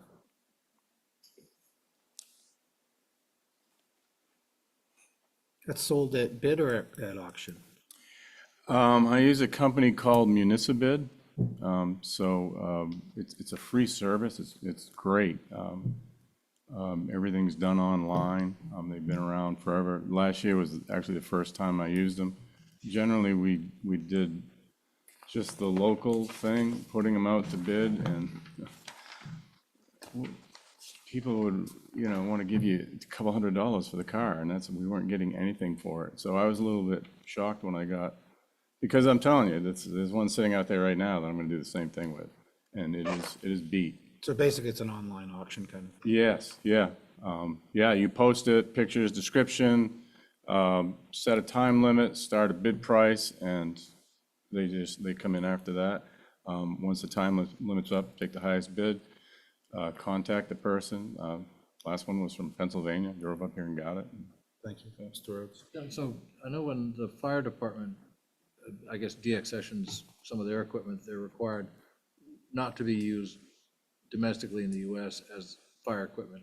Does that same kind of thing apply to that, or no rules at all? No, and I mean, I highly doubt, there's nothing in them that they can use. And like, the center, there's no center console. And I mean, it's I don't know what they do with them. I don't know how I guess some guy ended up coming up from Pennsylvania to get this thing, but he did.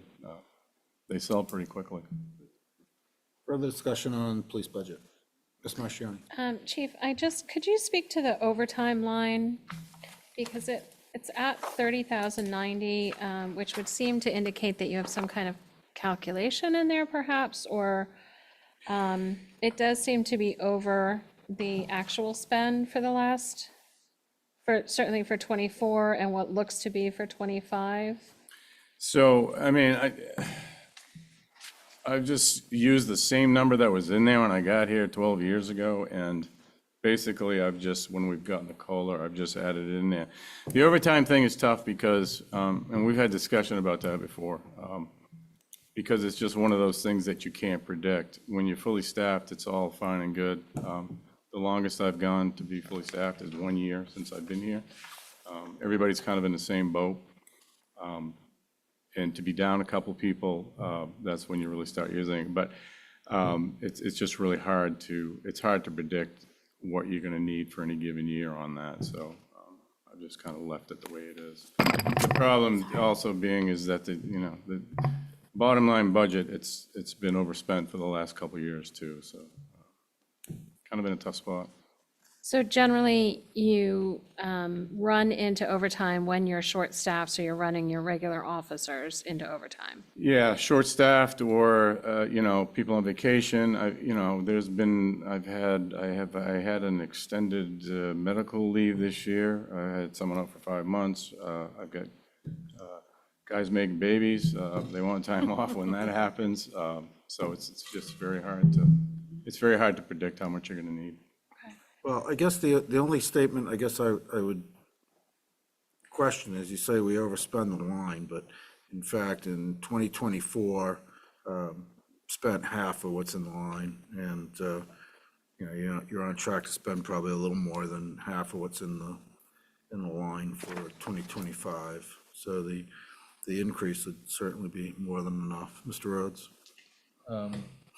Yeah, when detail work gets done, revenue goes substantially to the officer, but is there a cost associated with it for the PD? Other than a cruiser running, idling there for wherever amount of time there is.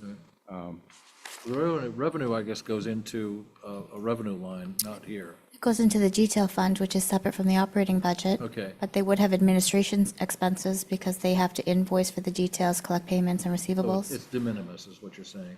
Yeah, I mean, But all of those costs are outside of this budget. there's only, All of them. Yeah. Okay. yeah, nothing, yeah, that doesn't, it's just a revolving fund, money in, money out. That's it. Further discussion on police budget? Ms. Marchioni? Chief, can you just speak to, it looks like 8 officers currently? Correct. Okay. Is that fully staffed for you? It is, yes. Okay. Yeah. And you mentioned merit raises. What amount do you have in your budget to give merit raises? Well, so back in 2017, I proposed a wage scale. This was a woefully underpaid police department when I got here. I'd been here for a couple years, and so I came up with a wage scale and presented it to the select board, who approved it back in 2017. It's performance-based. You have to have a satisfactory performance evaluation, which I give on their anniversary date from date of hire. I have denied them. It's not a gift. I don't deny a lot of them, but I have. And so they have to work for it. Therein lies the problem, that you have that in place, but we don't pass budgets. So the honest answer to your question is, there isn't. It's what has been in there right along, other than having the COLA, if it passes, gets thrown in there, but. So you haven't given any merit raises since 2017 or? Yeah, I have. Okay. Yep. Still do. And Karen, am I wrong on that? Those don't get added into the budget, right? Right. I'm sorry? What does Merit that mean? raises? No. For the default? They haven't. The only adjustment that was made was the COLA warrant article. Yeah, they wouldn't go into the default, but I guess the question is, where do they get paid from? They get paid from the operating budget, Bottom and that's why line. the From the bottom roads line gets line. overspent. Get paid for the bottom line budget, right? Go from the highway line. Yeah, exactly. Okay. Gotcha. So merit So, raises well, are, hold on. Sorry. If you don't mind. Yeah. If you don't mind. So that's actually fairly poignant. We haven't closed the books on 2025 for sure.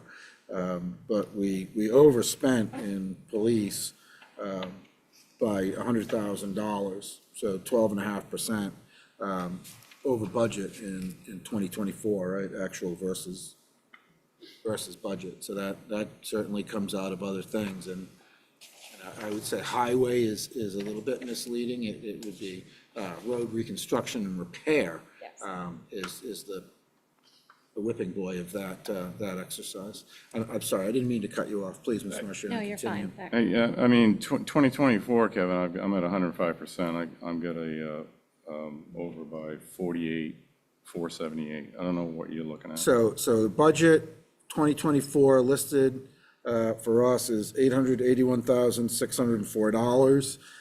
The actual spend in 2024 was $983,435. Call it 436. We'll just round it up because it's 62 cents. And so that is in excess of $100,000. $100,000 more than 880 is a 12%, give or take, 11%. So I'm not really sure where that's coming from because I've got the final readout for sitting in front of me, and it's different than what you're saying.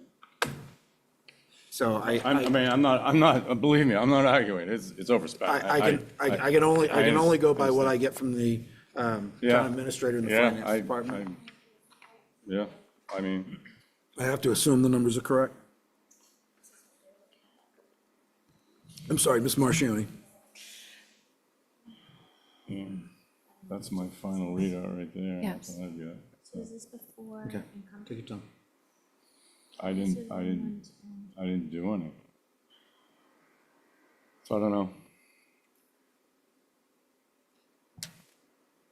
Yeah, I don't know. I don't know why it's different. Anyways, I'm not. Ms. Marchioni, the floor is yours.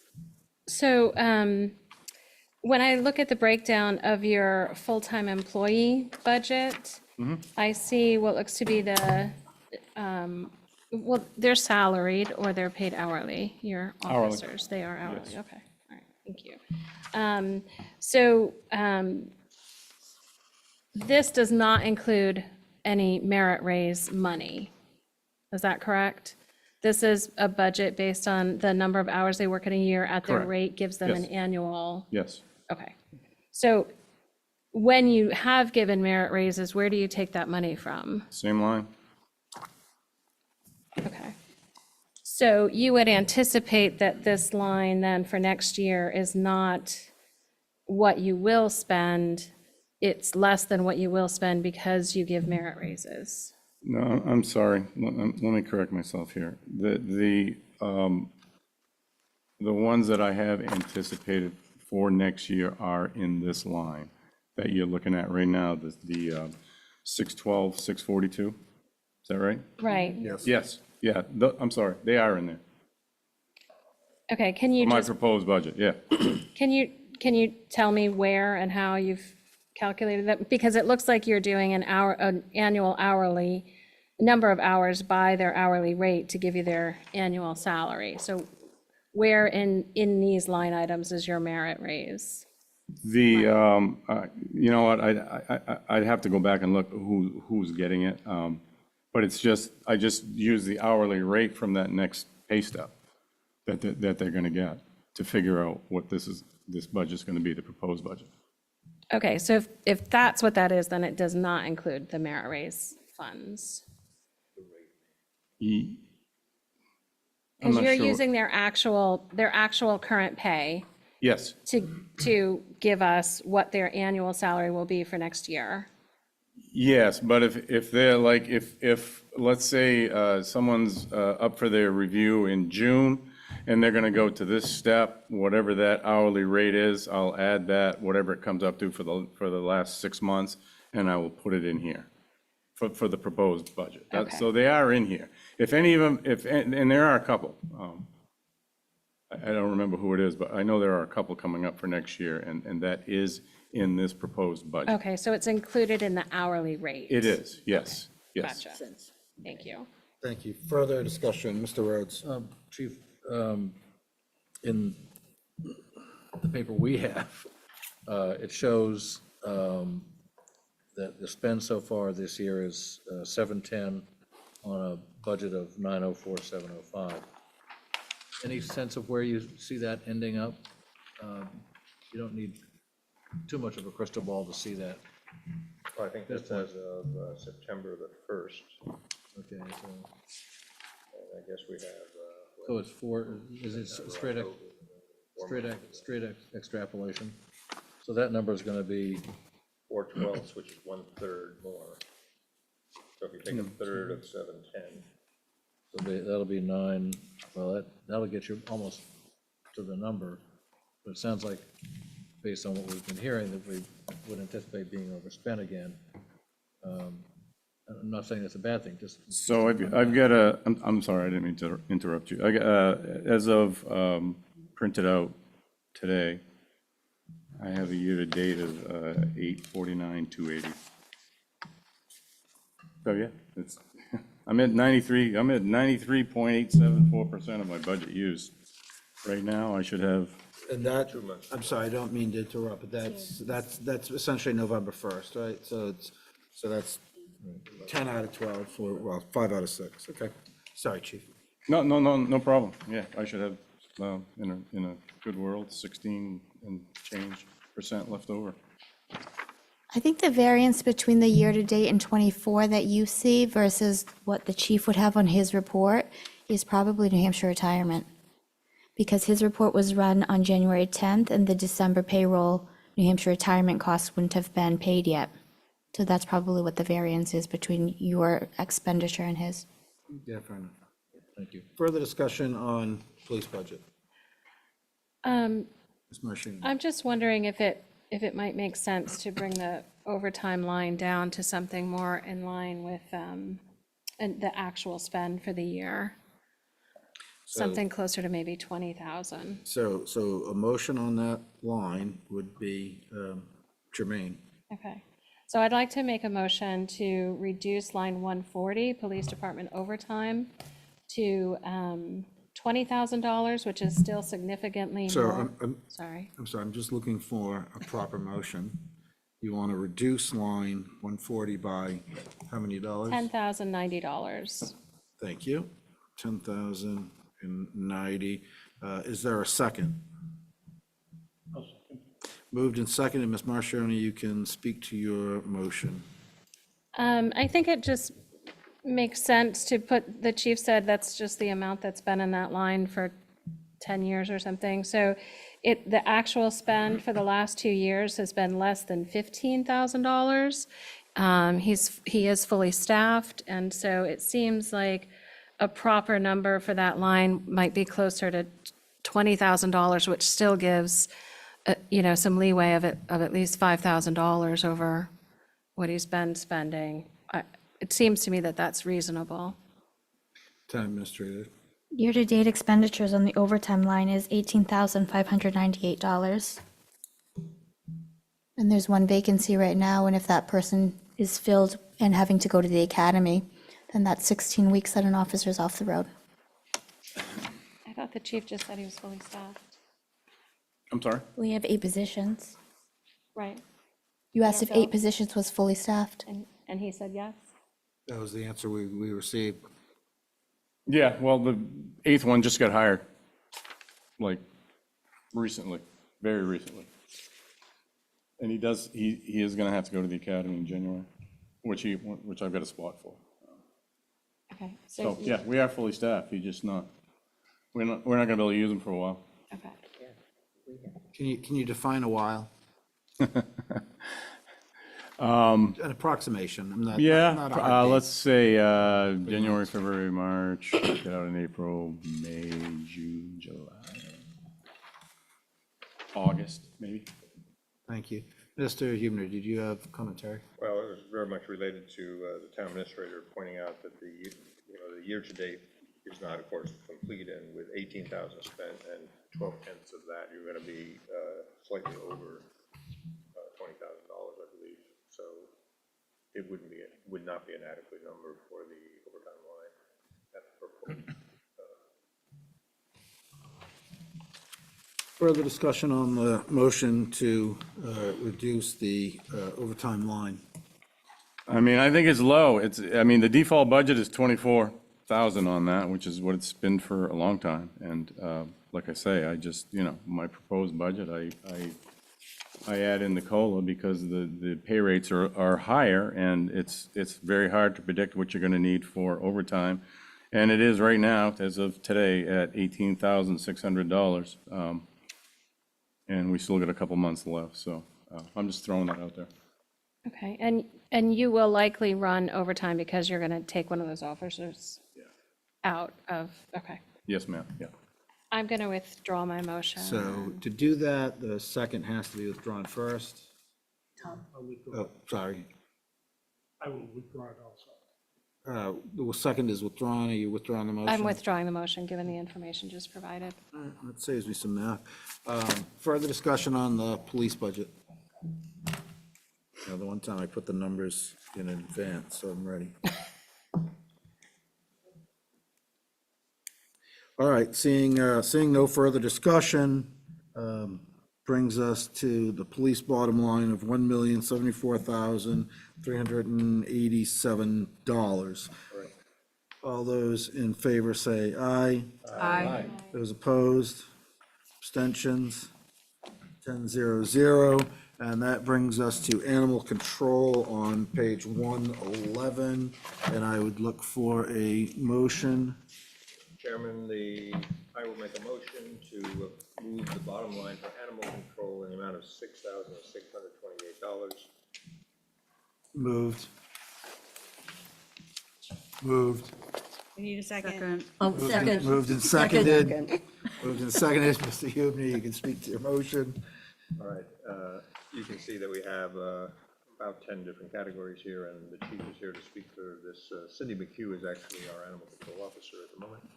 Yes, typically we don't refer by name. We just refer to position, but thank you. No change. It is indeed a level budget. Mr. Rhodes. Although I see the veterinarians aren't getting much use according to this number. It says 0 for veterinary services. Is that, any idea why that's? Well, I think so we pay a yearly fee of $1,200 to the vet here in town for their services. It just hasn't been billed. Probably not. Or we haven't gotten it yet. I think it's been billed, I just don't think we've gotten it. I'm gonna have to check. We do this every year. We get, Very good with invoices. yeah, we do this every year. We get to the end of the year and we forget that we need to send that out. On today's And budget it would report, be- she was and it would be paid. the vendor, not she. I'm They- sorry? They were paid. On today's 11-4 budget report, it shows a $1,200 expenditure. Excellent. Withdraw my comment. Ms. Quinn. Yes, Chief, the equipment line, what does that entail, and why, if we've overspent by such a large amount in the last couple of years, is that not being increased? So, the equipment line is whatever she needs to buy at any given time, pole catchers or cages or whatever it is she needs. And so, a couple of years ago, We gave her a hand-me-down cruiser So to use. if you'd be so kind as to just refer to it as the animal control officer, even though we all know who the person is. I'm sorry. I got you. I got you. And so we gave her a hand-me-down vehicle to use. I'm sorry. Come on. She's like Take an old-fashioned reply, please. I second that. Come on, she's my boss, I'm her boss. I mean, think about this for a minute. All kidding aside, a few years ago, we gave the animal control officer a hand-me-down cruiser that we took offline because they were using their own personal vehicle. And of course, there's no money in there for maintenance, gas, those types of things. In the last couple of years, I have put money in there for that, and it's an exercise in futility. We keep getting voted down. And so I'm like, kind of a cop-out, but I just let it slide. So that amount that you see in there was for repairs and things that needed to be done to that particular vehicle. So we took it out of the equipment line, just going with the whole bottom line budget philosophy. So that's why that number is so big. Okay, thank you. Small. Small, I mean. The budget number is small, the spend is relatively large. Is that all, Ms. Quinn? Yeah. Okay. Any further discussion on, I just didn't know if there was a motion coming. Where am I? Any further discussion on animal control? Who am I and why am I here? You're showing your age if you laugh at that. Okay. Like you needed the reminder. All right, that brings us to the bottom line of an infinitesimally small print of $6,628. All in favor, say aye. Aye. Opposed? So Leah McHugh abstains, Oh, for the record. let the record show that the vote tally is Her name's in those minutes. 9-0-1. To make sure. And Ms. McHugh chose to abstain from that vote for reasons that will never be clear to me, but I'm not asking for clarification. Thank you, Chief. We appreciate the time as always. Thank you, Chief. thank you. So this brings us to old business, first of which would be town clerk on page 8. This budget was tabled. We typically don't do a motion to take it off the table. It simply is being brought, well, are we ready to deal with this? Yes, no, maybe? All right, so, last I knew, we had a bottom line budget of $153,611 because of an adjustment that was made to part-time employee line item. And so that's the bottom line that we're, 153, and what's the rest of it? $153,611.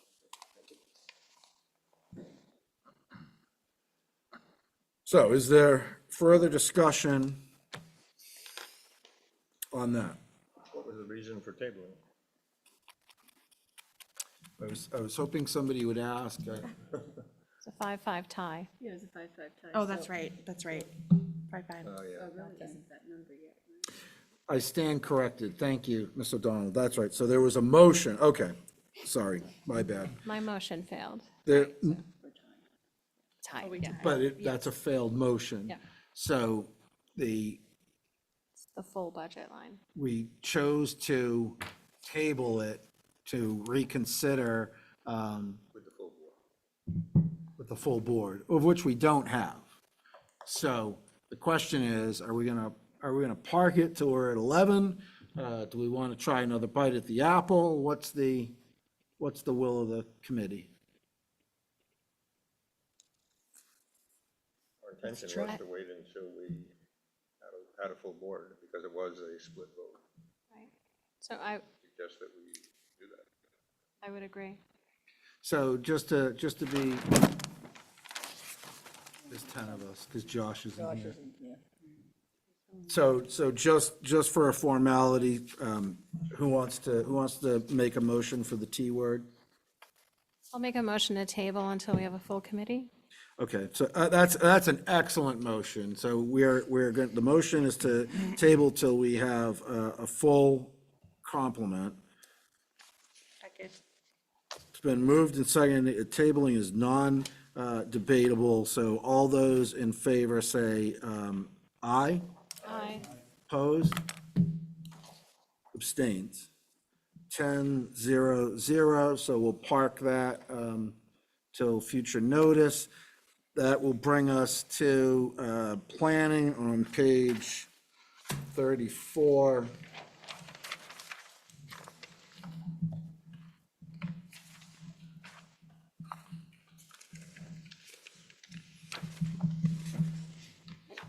Planning, and this was, sorry, I didn't mean to. Please. This was because we were hoping to anticipating Pete Chiplehoot to show up, or the planning chair, somebody, I believe. Yeah, that's correct. Right. So I have to admit, I don't know that I reached out to the planning board. Did you by any chance? I didn't, but when I spoke to him on the phone last week, it was his intention to attend tonight, and I didn't follow up to confirm.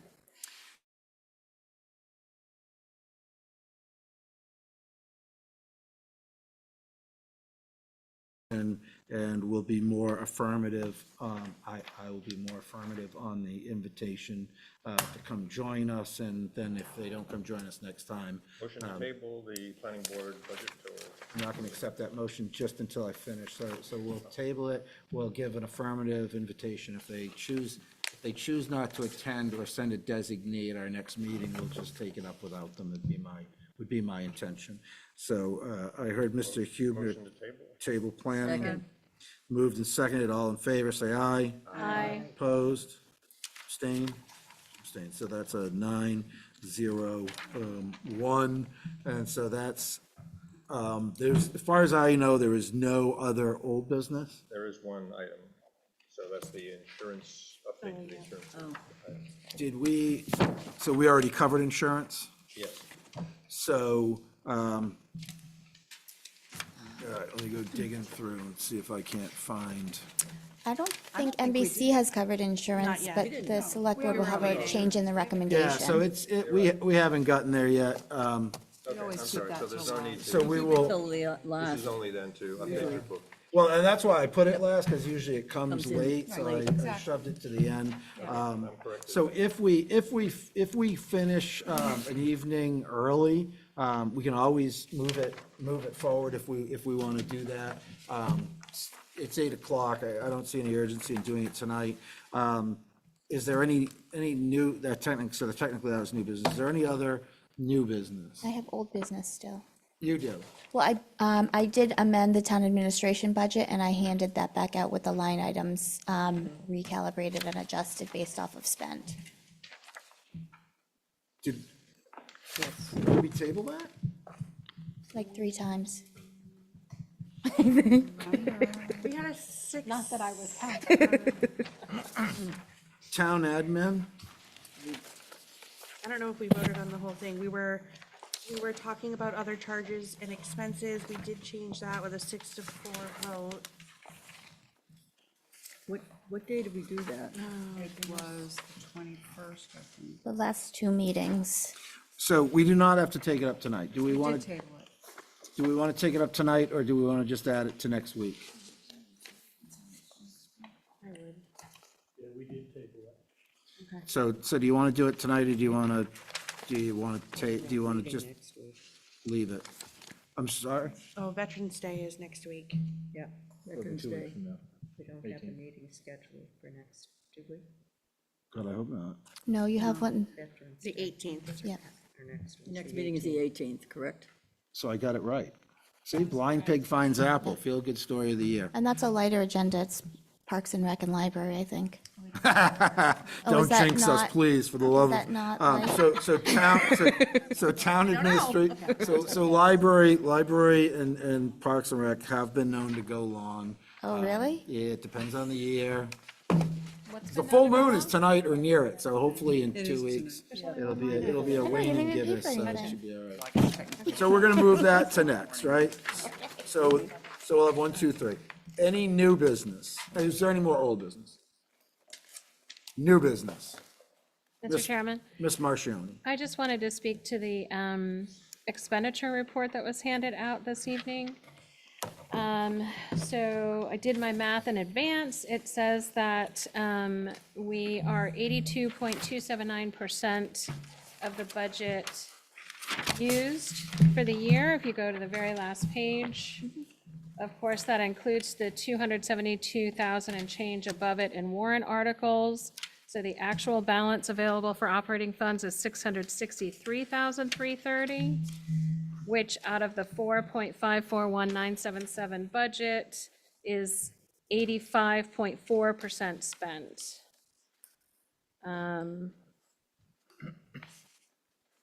And we are 80, as of the date of this, we were 81.37% through the year. So roughly 4% ahead on spend of where we should be if we were just looking at percentages of the year. Of course, some things are lumpy in expenditures, but. We're at 84.6 of the way through, because we're 44 weeks through. So this run date is 10/31, but it goes through check dates 11/4. So it's 84.6 as far as through the calendar year, and you're at 85 point, what were the numbers, Stacy? 85 point something. 85.4. So we're about 0.8% over, as far as I can tell. Okay, so these, that's interesting. These numbers are the exact same as your run on 10/24. The 10/31? What you just handed out today is the exact same as the run date of October 24th. Bottom line.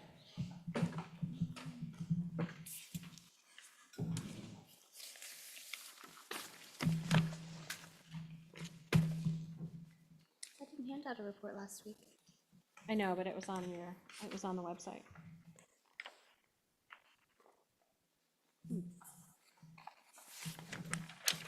Okay, that's all. Nothing to do, just. Any other new business? Public comments? Anybody want to step down from the committee and give us an earful? Don't tempt me. I kind of wanted to, just to have fun, but I guess not tonight. Then I would look for a motion. To adjourn. Moved in, Seconded. all in favor? Opposed? We will see you in